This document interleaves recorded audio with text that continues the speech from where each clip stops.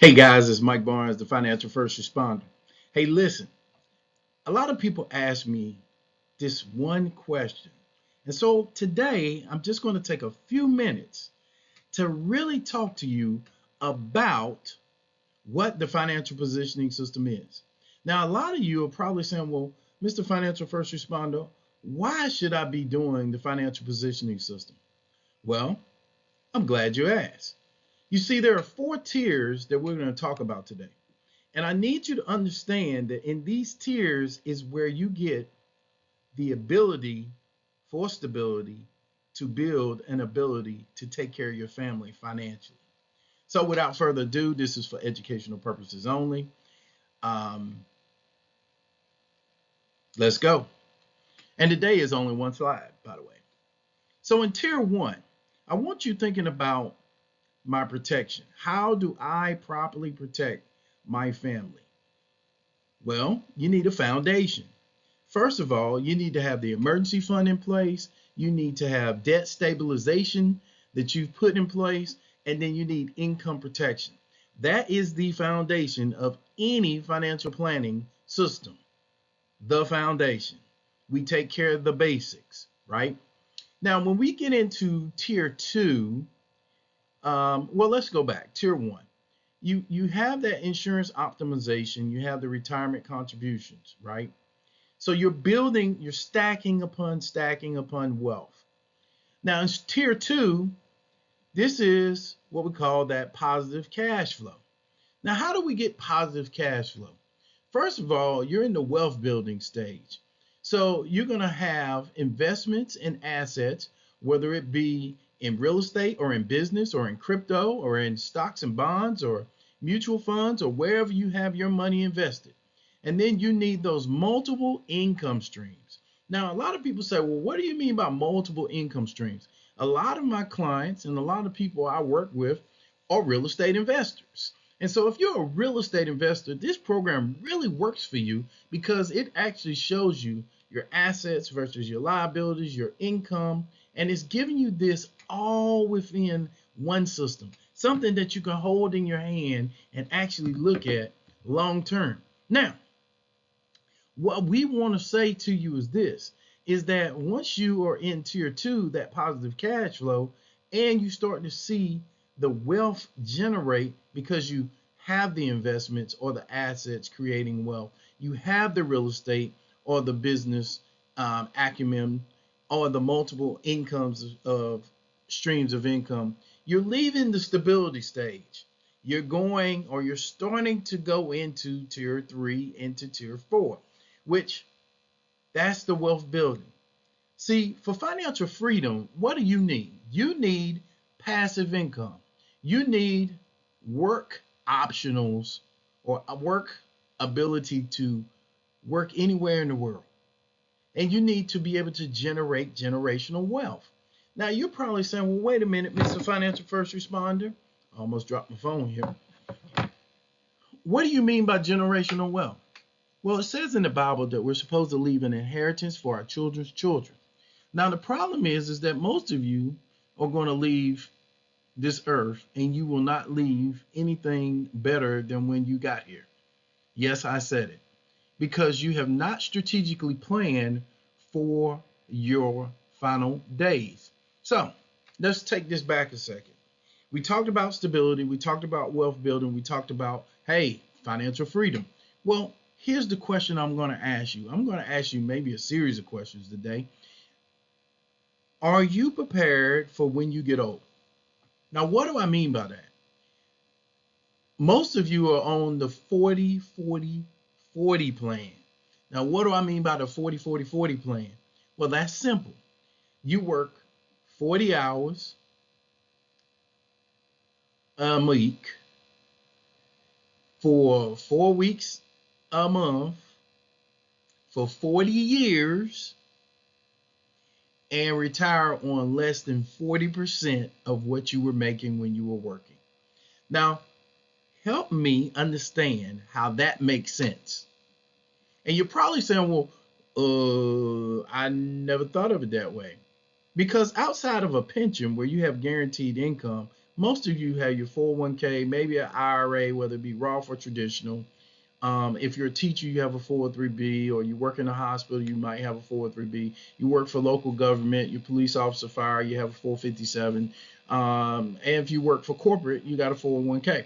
So depending on which type of plan you're on, it allows you so much money that you can actually contribute on a yearly basis. So I say to you again, now that the emergency fund has been taken care of, 3 to 6 months times your net expenses, you've reduced your debt.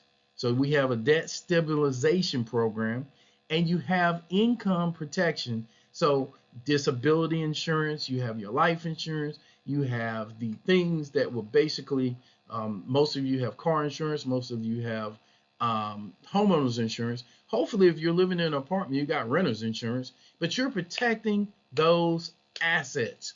Now, we've talked about having the positive cash flow. Now, positive cash flow is real simple. You got more money than you do month left, not the opposite. You have more money left at the end of the month than you do the month with no money. Can't say it any other way than that, people. Tier 3, you've clearly have some investments in place, some assets. You have some real estate outside of your principal residence. Maybe you have a business, a franchise. Maybe you have another business, a service business, or a product business. You have multiple streams of income. It was once said when a millionaire was asked, or a billionaire was asked, how many streams of income? And he or she might have said, hey, if you only have one in your life, then that's the only one that you can depend on. Billionaires and millionaires have multiple meaning more than 2, more than 3, more than 4, more than 5, more than 6, as high as 7 or 8 or 9 or 10, or even to infinity and beyond sources of income. And then tier 4, that's strategic freedom. See, most of you will never have the freedom that you want in life because you don't have any passive income that keeps working while you sleep. You don't have any work optional plans. You're a one and doneer, or you're a hitter, one hitter, or you're a person who basically has given your life to this corporation, this organization for the majority of your life, and if they pivot, meaning they decide that they no longer need you, you are out the door with nothing to rely on, right? Except maybe Cobra. And for you people who are not familiar with that, for most people, when they're terminated, they get a certain amount of time that Cobra kicks in and will pay them for their benefits. Now, generational wealth. We always hear people talking about generational wealth, generational wealth, generational wealth. Well, the question is that if you died today, how much would your insurance be able to cover your family in the event that you're no longer here? I'll wait. See, if you don't have at least 10 times your income in life insurance, whether it be term, universal life, whole life, a mixture of the three, or what have you, depending on who you do business with and how they explain the process, you're wrong. You see, I am tired of people telling me, well, I got life insurance. I got enough to be buried with. Okay, well, let me ask you a question. You making 150, 200,000, 300,000 a year on the low end, and you're basically saying, hey, if something happened to me, my wife, she'd be all right. She'd get married to somebody else. Well, I would prefer that if something happens to me, she don't want to get married to nobody else because she don't want to share the money. What about you? Some of you have young children. Now, my children are grown and they're out the house. They're, working, and 2 are in school. 1 is about to graduate after another year in school. And I want you to think about this. How do we set them up? And then some of you are like me and my spouse. We have people who depend on us who are older because we're in the sandwich generation where we have our children right here and we have our parents or relatives right here. So we're sandwiched in between looking out for one versus the other. Not that they're in a bad situation, but they need some help sometimes, right? So if you're a person that's in the sandwich generation, the financial positioning system will work for you. If you're a person just starting out, the financial positioning system will work for you. If you're a person who's mid-career, the financial positioning system will work for you. If you're a person who wants to have more out of life than what life is giving them right now, the financial positioning system is for you. So I'm just going to tell you right now, this is a one pager. This is a one and done. I'm not going to show you a whole bunch of stuff today. I'm not going to show you how the system works in the operation, because we got a lot of cutthroat people to say, oh yeah, I do that too. And then they copy everything that you say you do, and then they don't do what you do. So with that said, I want you thinking about, do you have a financial positioning something that's similar to a compass here, where you can actually see, you can't see it because my camera is covering it up, but this is a compass, and it shows you your left, your right, your north, your south, your east, your west. You know, Mike Tyson said this best. He said, everybody got a plan until they get hit in the face. Well, I remember being in OCS, Officer Candidate School, in the Army, and I wrote on this rock here, and you probably can't see it, unfortunately. The rock is got. I said all plans have a hole in it, and there's a hole right here. So remember, your plan, if you're not effectively looking at it on a yearly basis, if you're not sitting down with a financial advisor, financial planner, and you're not looking at, do they understand who you are as a person? Like, do they understand your personal goals as well as your professional goals, as well as your business goals? Are they looking at your cores? What we talk about is the courses of action and your potential courses of action. Are they then analyzing them, right? So they obtain some information from you. This is what the financial positioning system will do.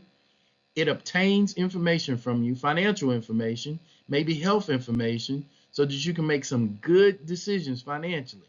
And then next, what happens is we start the recommendation process, right?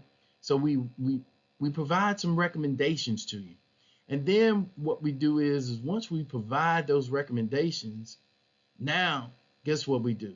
So first thing was, we had to understand who you were. Then the second thing we did was, once we found out who you were, as far as where you were financially, risk assessments and things of that nature, then we had to do what? We had to find out what your courses of actions right now, what's currently going on with you right now, what you want to have in the future, right? And then from there, what we had to do was, we had to now analyze that information. And then from analyzing that information, we had to develop a plan for you, right? The plan. Do you have a plan? And then from developing the plan, we had to implement the plan. I mean, we actually had to do something, people. And then lastly, we have to monitor the plan. So this cycle goes over and over and over. That's why we call it the financial positioning system, because we need to know where you are positioned at all times. Now, some of you are saying, well, I don't really understand what you're saying about this financial positioning system. Well, right down there, I want you to click the link below. That takes you to a form where you can sign up to be a part of the financial positioning system. Also down there is my website. If you want to get into our email and get information from me on a monthly basis, then do that. But here's the thing. Do something, people. Stop wasting time. Time is something we can never get back. It is the ultimate equalizer. You can have more money, but you cannot have time. You can have very little money and have a lot of time. The question is how you manage your time. And then from how you manage your time, how you use the time that you have on this God's green earth to make it better for your children's children. We're supposed to leave an inheritance, people. Now, like I said, this video is for educational purposes only. Please like and subscribe my channel. I've been very specific about the financial positioning system. I have multiple slides and things of that nature where I could break down each one and go through what we do and how we do it and da da da da. But it don't mean nothing unless you do it.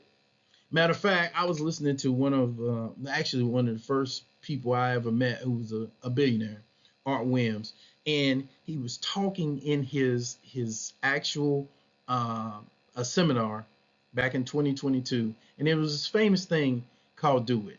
And the one thing that I learned about old Art Williams, that old football coach, was people say, "I want to be rich, just do it.